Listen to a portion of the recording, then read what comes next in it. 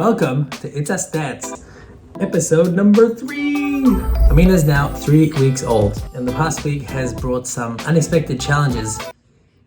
Well, everything's an unexpected challenge really, but specifically, I've learned 5 things I wanted to share with you dads. And also I have a couple of products per use that I want to recommend to you all that have helped my partner and I take on the challenges that this little one has thrown at us over the past week. Let's jump into it. In general, week 3, new cries. All different cries and sounds. We're trying to understand what is she trying to tell us. No sleeping patterns. We thought we had it. At 2 weeks, we were like, great, 8 hours of sleep. We figured it out, and then suddenly she wakes up whenever she wants, she poops whenever she wants, which is, of course, something that we expected, but we thought we had it under control. So, total change of plans there, and I'll talk about that in the 5 things that I've learned. Oh, yeah.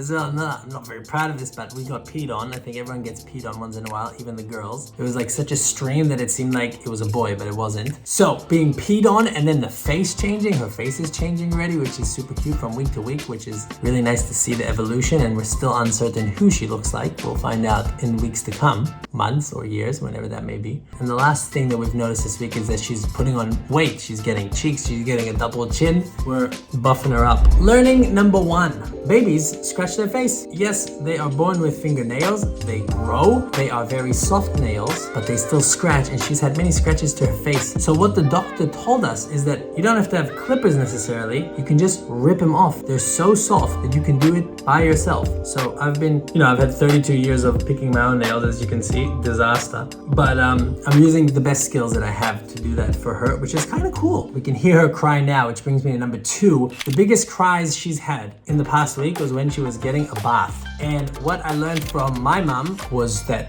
the most important is to make sure that the baby is comfortable. So the room temperature is great for the baby, not for me. And it was really hot for me to be inside, super humid. The shower was on, the steam was happening, and uncomfortable for me, probably for the rest of us bathing. That's it. That's the bottom line. Baby's comfort over ours. I think it's gonna be relevant in many other elements of its life. But that's the first learning of the bath. Topic number 3. I told you, we thought we figured out the whole sleeping situation, and then she started waking up whenever she wanted, making so much noise. So the main takeaway from this was that we need to readjust, but we also need to realign. And so we literally had like a meeting where we discussed how do we think we should manage these fluctuating times where she wakes up, and we came up with shifts. So we would go to bed at 10 or 11, both of us, mom and I, and then I'm in charge till about 2 in the morning. That means changing the diapers, that means rocking the baby, moving it around, whatever it needs, unless breastfeeding, then mom gets her. And then we change the shift, and then at 6, so from 3 to 6, it's mom and I get to actually sleep properly.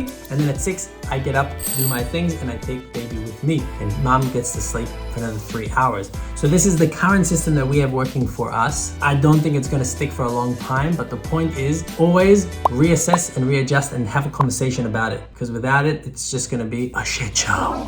And this brings me to number 4, which is taking the baby out. I'm sure I'm not the first person that had this idea, but I wake up for work at about 6, 7, and I just figured, why don't I take the baby with me, and then mom has complete silence and doesn't have to worry about the baby. So I take the baby with me. She's usually already sleeping, so she'll be hanging out in her crib, and mom gets to sleep a lot. So I recommend that little trick. If you have your own tricks about that, please let me know in the comments. Oh, number 5. I've noticed that honestly, I am not as gentle as I used to be with her in the first 2 weeks. When I change her nappies, I use a bit more force, moving her around and swaddling her up and just picking her up. And I recognize that it's not the best, and I will try and be more gentle, but it's just that, I guess, maybe animalistic response to her growing, her being stronger, her controlling her neck, so I can do more. But I still need to remember that she's very delicate and that I need to take care of her and all of her movements, even if she seems bigger and stronger than before. So those are the 5 things that I learned. For those joining for the first time, my name is Yonatan Belik, also known as Borderless Belik on social. I make content. I am an educator, and I am a brand new dad,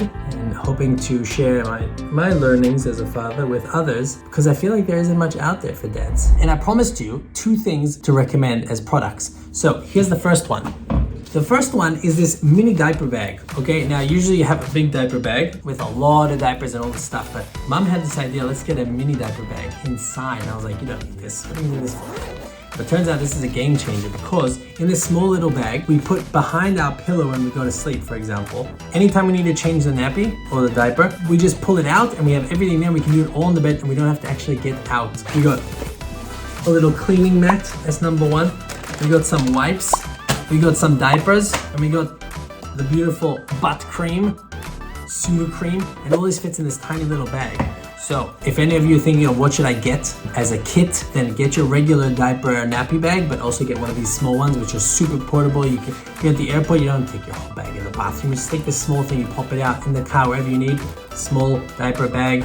Sold! Second thing that I want to tell you about is this kind of, it's like a scarf, but not really. Essentially, it's very flexible, okay? And we put it on everything. So we'll put it on the baby stroller, for example, and this helps prevent from wind, keeping the warmth inside, and also people's hands. Everyone wants to touch the baby. That's good. Also, when mom's breastfeeding, she can kind of like hide from the people, which is nice and gives her privacy. So it's a very simple little fix with many different use cases. So I recommend it. I'm gonna put these in the description below so you can have a look and purchase them yourself if you so wish. That's it for the recommendations. Baby is tired and noisy. We're gonna attend to her very soon. Let's go and get her and then we can say goodbye. Amina came back for the outro and she's still sleeping. So thank you all for watching. If you've enjoyed, please like and subscribe, hit that notification bell. And also, of course, please introduce yourself. The goal of these videos in this series is to grow a community of dads that are there to support each other and share what we're learning and the joyous moments we have all together. So please, what's your name? What country are you from? Maybe your child's name. This one's Amina. And I'll see you in the next video. Much love. Amina says bye.